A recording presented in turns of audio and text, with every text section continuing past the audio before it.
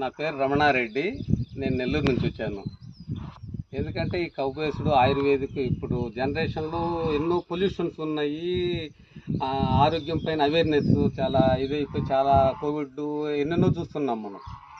దాంతో ఇప్పుడు జనాల్లో అవేర్నెస్ వచ్చింది. ఇంకా మా వంతు బాధ్యతగా కూడా మేము కూడా కొంత ఏదో సొసైటీకి చేయాలి. కానీ నేను నాలాంటి వాళ్ళు చాలామంది చేయాల్సిన మెయిన్ అనిపిస్తుంది నాకు. ఎందుకంటే వయసు తక్కువ ఉన్న వాళ్ళు ఏదో బర్డన్స్, వాళ్ళ ఫ్యామిలీలు, పిల్లలు, బాధ్యతలు, చదువులు ఇలాంటి వాటి పైన కొట్టుకుపోతూ ఉంటుంది, మామూలు జనరల్ అది.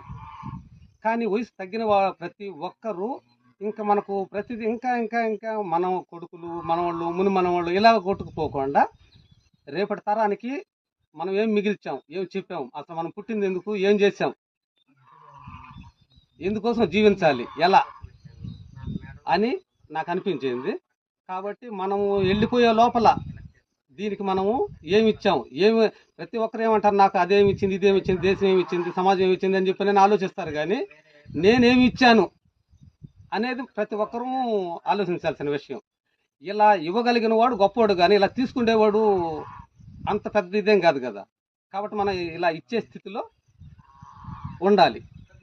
కాబట్టి ప్రతి మనిషి హార్ట్ఫుల్గా, నిజాయితీగా, ధర్మంగా, అంతేగాని మోసాలకు ఏదో కొంతమందిని మంచిగా నిజాయితీగా ఉండే వాళ్ళని యూటిలైజ్ చేసుకొని ఏదో బిజినెస్ చేయాలని ఉపయోగించుకొని వాళ్ళని ఏదో ఇబ్బంది పెట్టి వీళ్ళు ఇది కావాలని అనుకుంటారు. అది తప్పు, రాంగు. ఎంత సంపాదించినా, ఎన్ని వందల వేల కోట్లున్నా ఆరోగ్యం ముఖ్యం. ఆరోగ్యం లేనిదే నువ్వు ఏది అనుభవించలేవు. ఏమి నెత్తిన ఎత్తుకొని తీసుకెళ్ళను లేవు. బతికిన దానికి ఒక ఉపయోగం అనేది ఉండాలి. సొసైటీకి మనం ఏం చేసాం, రేపు తరానికి మనం ఏమందించాం, మనల్ని మనం ప్రశ్నించుకొని నడుచుకోవాలి. Thank you.